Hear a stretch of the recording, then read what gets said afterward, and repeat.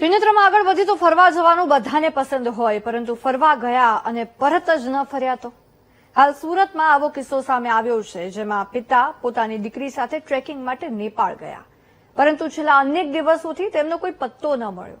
અંતે માતાએ મદદની ગુહાર લગાવી, પરંતુ મળ્યા માતમ ભર્યા સમાચાર.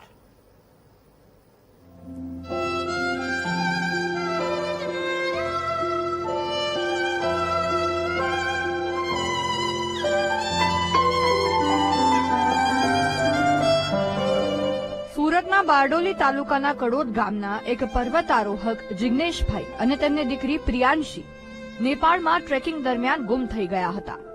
દિવાળીના વેકેશનમાં નેપાળ ફરવા ગયેલા જિગ્નેશભાઈ ભંડારી અને તેમની દીકરીનો નેપાળના દુર્ગમ અન્નપૂર્ણા 3 પર્વત તરફના વિસ્તારમાં ભારે હિમવર્ષાના કારણે સંપર્ક તૂટી ગયો હતો. જિગ્નેશભાઈ અને પ્રિયાંશી 14 ઓક્ટોબરે વતન કડોદથી સુરત થઈ ટ્રેન મારફતે નેપાળ જવા રવાના થયા હતા. તેઓનો નિર્ધારિત કાર્યક્રમ 31 ઓક્ટોબર સુધીમાં પરત વતન આવી જવાનો હતો.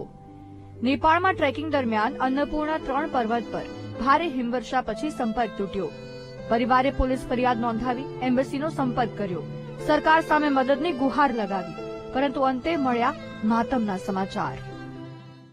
17મીએ નેપાળ પહોંચ્યા કાઠમંડુ, અને કાઠમંડુથી પછી પરમિટ લઈને એ લોકો બસી શહેરની બસ લઈને પછી બસી શહેરથી પછી જીપમાં મનાંગ પહોંચ્યા, અને મનાંગ હોટલમાં 2-3 દિવસ રોકાયા, 18, 19, 20, અને 21મીની સવારે મને કહ્યું કે હવે અમે ઉપર ટ્રેકિંગ માટે જઈએ છે, તો 10-12 દિવસમાં અમે પાછા રિટર્ન થઈ જઈશું. એટલે 31મી સુધીમાં, એટલે 30મી સુધીમાં કે અમે આવી જઈશું. જે માતા પોતાના પતિ અને દીકરીને જીવતા પરત લાવવા માટે મદદની ગુહાર લગાવી રહી હતી, હવે તેના માથે જાણે આભ તૂટી પડ્યું છે. કારણ કે પતિ અને દીકરી મળી તો આવ્યા, પરંતુ જીવિત નહીં. પર્વતારોહીઓને બંનેના મૃતદેહ બરફમાં દટાયેલા મળ્યા, જેને હવે ભારત પરત મોકલવાની કાર્યવાહી કરવામાં આવી રહી છે. નિર્મલ પટેલ, વીટીવી ન્યૂઝ, સુરત.